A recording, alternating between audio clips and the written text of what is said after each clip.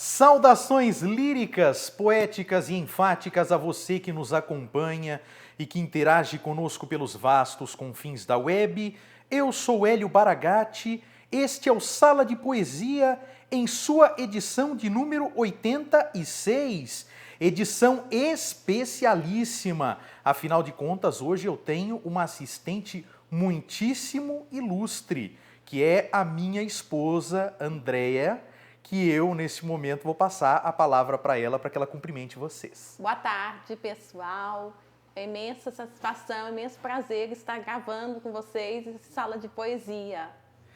Então, como vocês perceberam, ela deu boa tarde. Então, se vocês estiverem assistindo ao nosso vídeo de manhã, de madrugada ou à noite, vocês agora vão ficar sabendo que os nossos vídeos são gravados à tarde, né? São gravados às quintas-feiras, no período da tarde, a partir das 14 horas.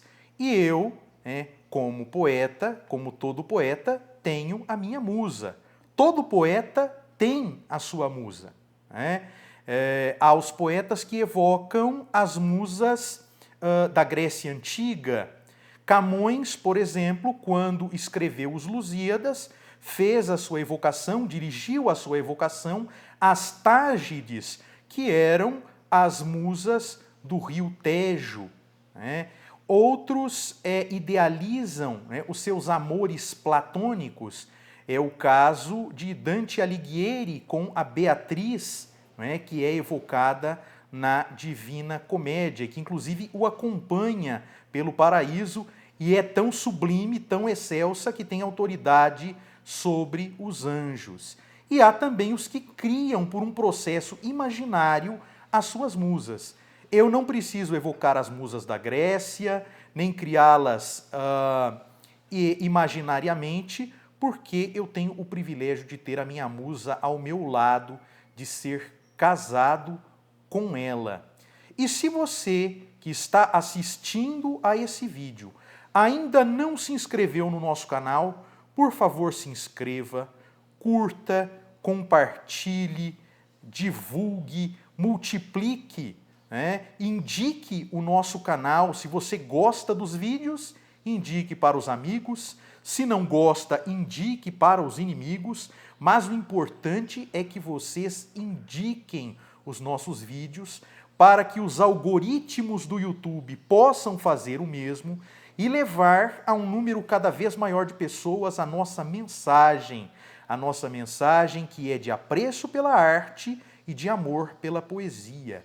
E como eu havia dito na nossa edição passada, a edição 85, o nosso vídeo de hoje discorrerá sobre a poesia e o processo da comunicação humana.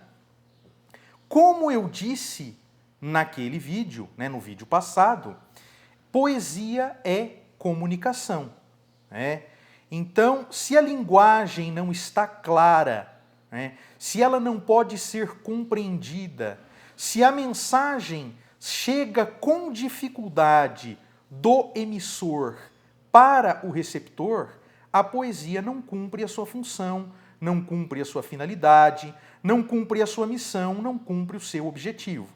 Infelizmente, há e haverá sempre aqueles escritores que escrevem numa linguagem que só eles entendem. A poesia deles se torna estéril por causa disso. E haverá também aqueles que escrevem apenas para uma pequena casta de iniciados. Há e haverá quem faça isso. Com eles também a poesia, no caso deles também, a poesia se torna estéril.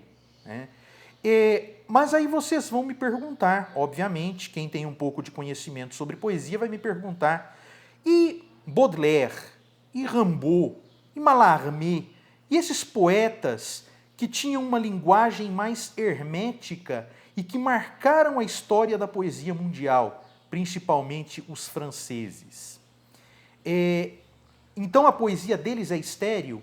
A poesia deles não cumpre a função, a finalidade, a missão, o objetivo?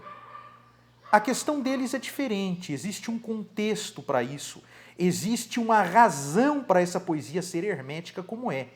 Tratava-se de uma espécie de ruptura, né, de uma poesia de ruptura com as estruturas anteriores, né, as escolas anteriores, as formas anteriores de arte e de poesia.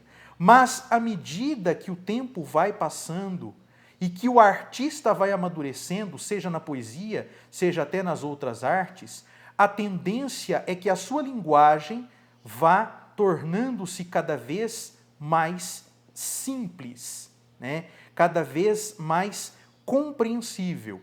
E aí existe um desafio, que é simplificar sem empobrecer, simplificar sem reduzir. E o poeta, o artista, precisa sempre se perguntar, né? Sempre se interrogar, sempre se estudar, né?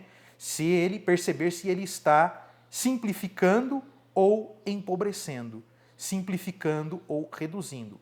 Simplificar é importante, mas empobrecer e reduzir o objeto é algo que atenta contra as artes, né? Atenta contra a riqueza e o espírito das artes, né? Por exemplo, se a gente for observar o Olavo Bilac, do auge do parnasianismo, e o Olavo Bilac de Tarde, que é o seu último livro, a gente vai perceber uma grande diferença, né? Se a gente for observar, por exemplo, o Carlos Drummond de Andrade, de Alguma Poesia, que foi o seu primeiro livro, e o Carlos Drummond de Andrade de Farewell, que foi o seu último livro, haverá uma grande diferença também, né? Se a gente for observar até nas outras artes, o Brecheret, por exemplo, o escultor Victor Brecheret, que criou obras incríveis, né? A estátua do Bandeirante lá em São Paulo, né? Ele no fim da vida, nos seus últimos anos de vida e de arte, as suas obras, as suas esculturas, elas eram feitas a partir de seixos, né? Pedras recolhidas da praia, roladas da praia, e ele fazia intervenções mínimas nessas pedras e mesmo assim se tinham obras belíssimas. E aí vamos à comunicação humana, né? Poesia e comunicação humana.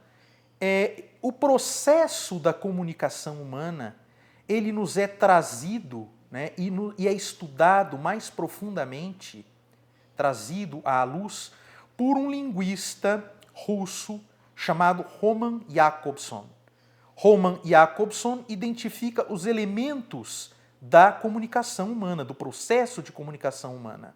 São 6 elementos: emissor, mensagem, receptor, código, contexto e canal. E, à medida que cada um desses elementos é colocado em evidência em um texto, seja ele um texto oral, seja ele um texto escrito, tem-se as funções da linguagem. Quando o emissor é colocado em evidência, temos a função emotiva.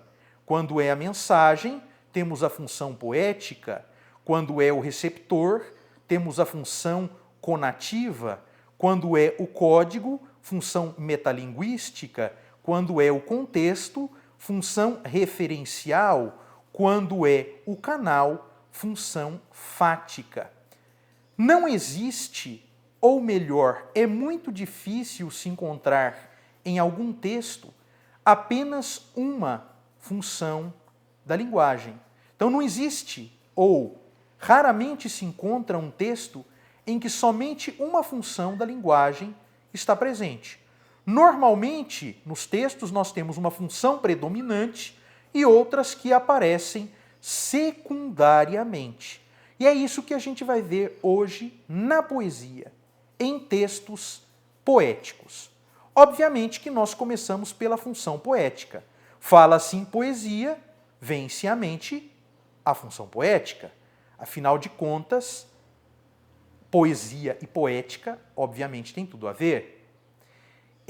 A função poética, como eu já disse, é aquela em que a mensagem é colocada em evidência. Temos isso muito na poesia, por quê? Porque há uma seleção, há uma escolha de palavras, né?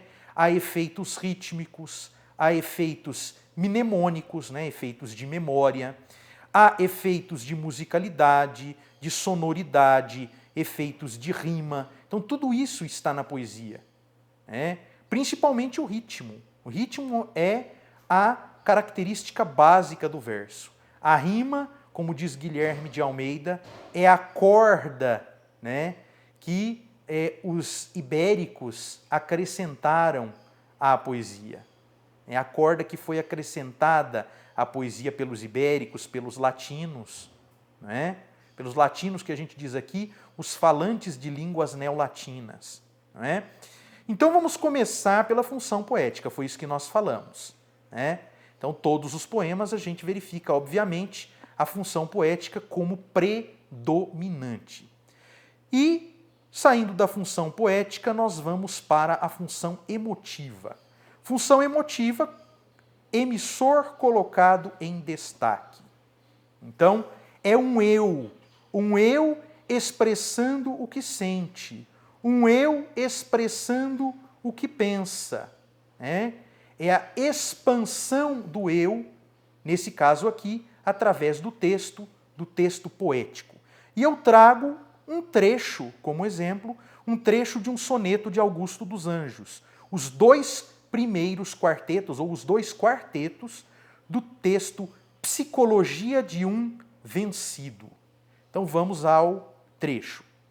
Vocês vão perceber que é Augusto dos Anjos, tá, pessoal? A linguagem de Augusto dos Anjos é uma linguagem mórbida. E o sentimento que ele vai estar expressando aqui é justamente o sentimento do desconforto, né? Da não ambientação. Então vamos lá. Psicologia de um vencido.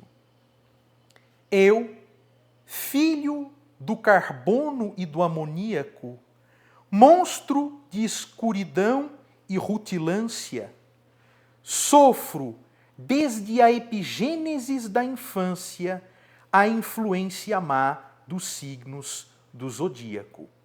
Profundissimamente hipocondríaco, este ambiente me causa repugnância.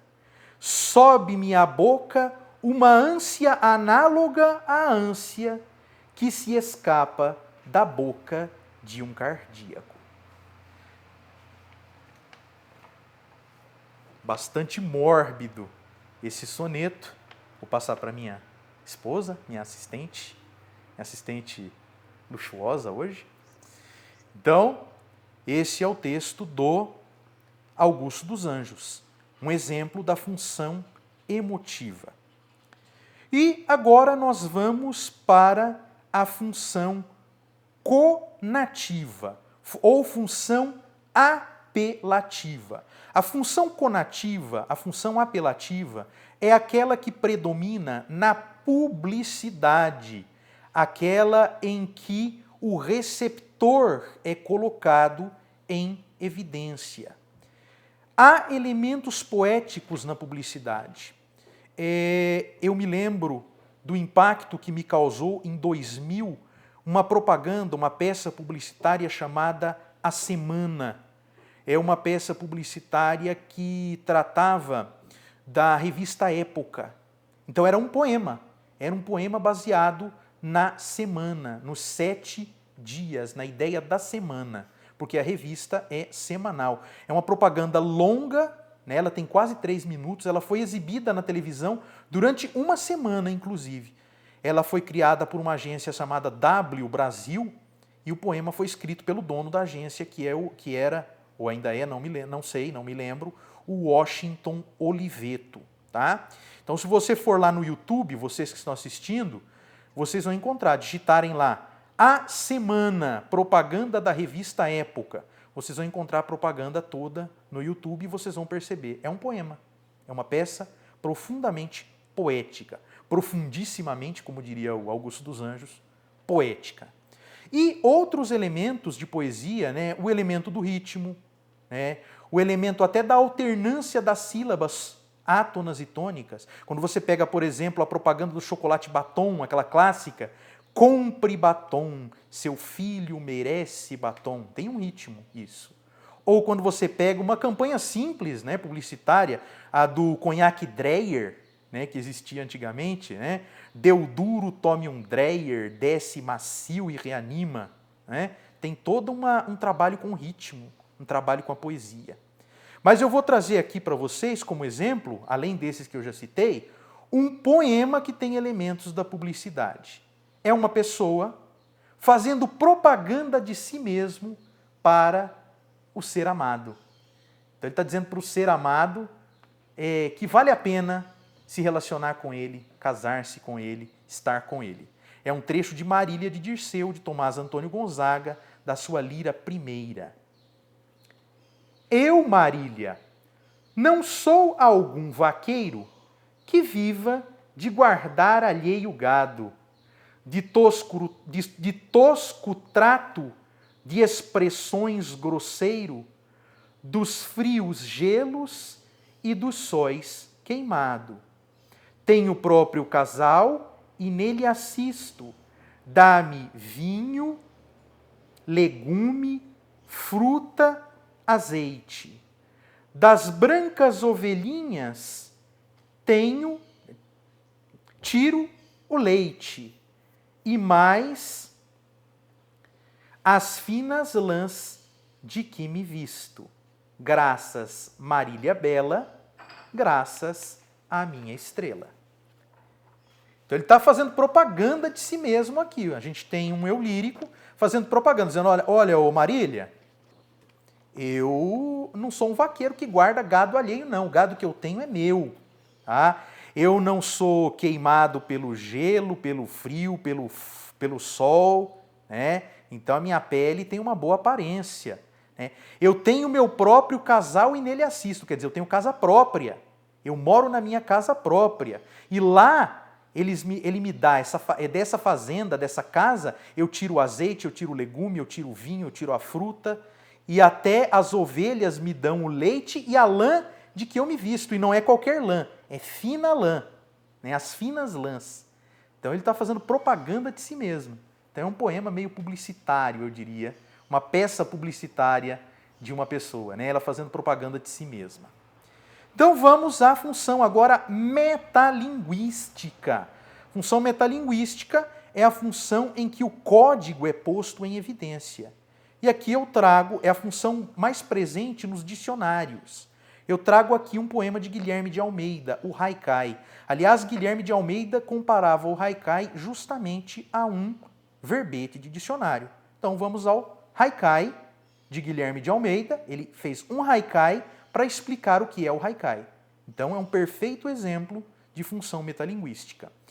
E eu vou trazer para vocês depois, logo em seguida, um outro exemplo, que é um trecho de um poema famoso de Carlos Drummond de Andrade, um poema chamado A Procura da Poesia, de 1945, que vai ter aquela frase célebre, não faças versos sobre acontecimentos.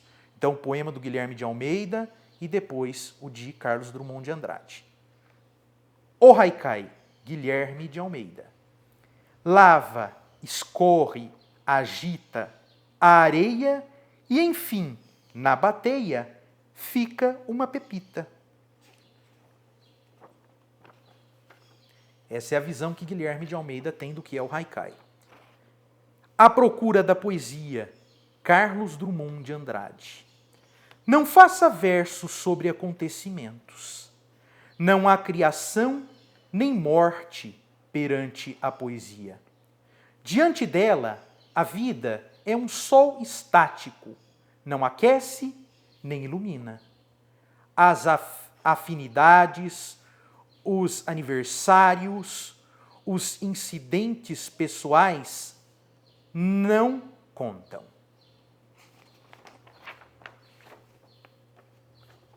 Aqui um trecho, então, do poema de Carlos Drummond de Andrade.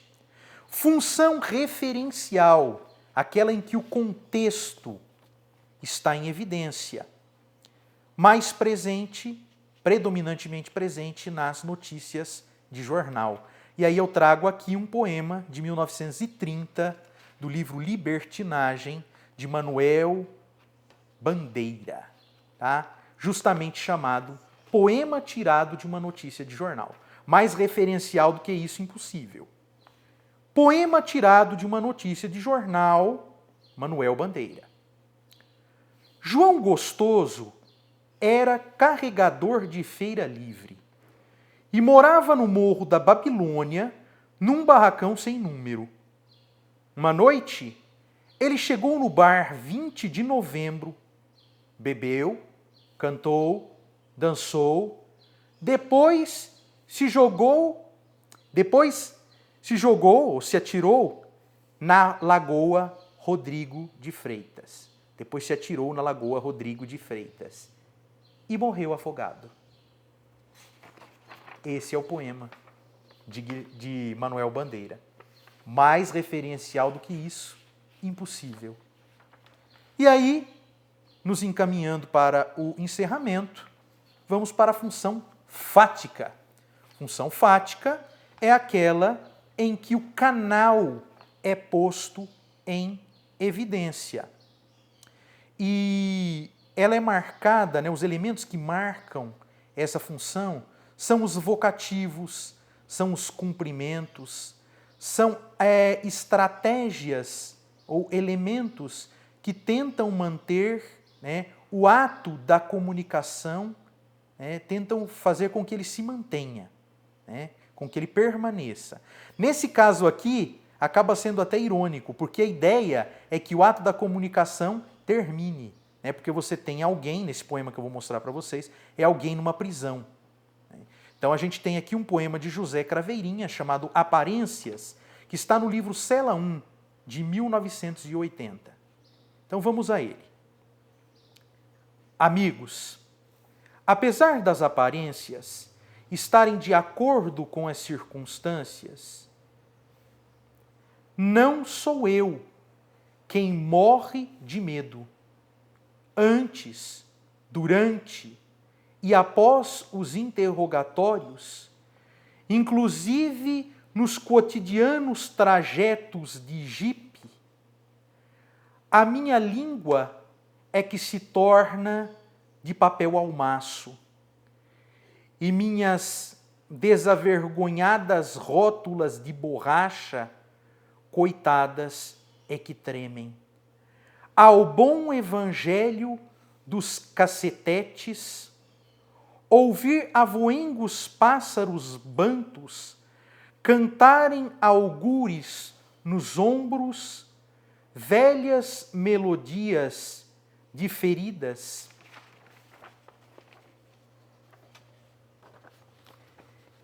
E depois, a sedutora persuasão das ameaças, pela 12ª vez, humildemente pensar: não sou luso ultramarino, sou moçambicano.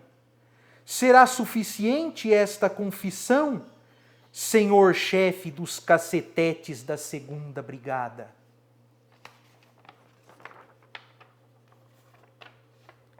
Então esse é o poema de José Craveirinha. E esse é um breve panorama de como as diferentes funções da linguagem se relacionam com a poesia, ou de como a poesia se relaciona com as diferentes funções da linguagem. Na esperança de que lhes tenha agradado esse vídeo, nós encerramos. Eu agradeço a minha amada, que está aqui ao meu lado, que me auxiliou. Agradeço ao meu diretor, Demur Moreira, e voltaremos numa próxima oportunidade, voltaremos em breve. A nossa edição responderá a seguinte pergunta: como nasce um livro de poemas? Será esse o tema da nossa edição de número 87. Então voltaremos em breve com mais uma edição do Sala de Poesia.